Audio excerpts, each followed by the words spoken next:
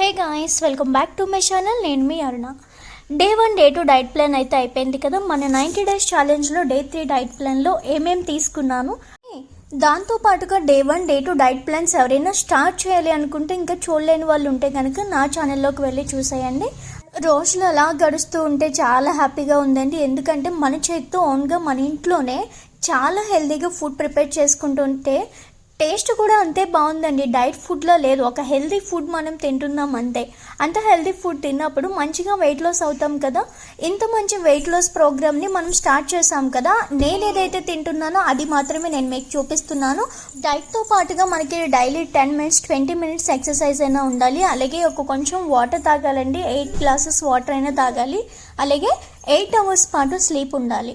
ఇదంతా ఉంటేనే మనం హెల్తీగా వెయిట్ అయితే లాస్ అవ్వగలమండి.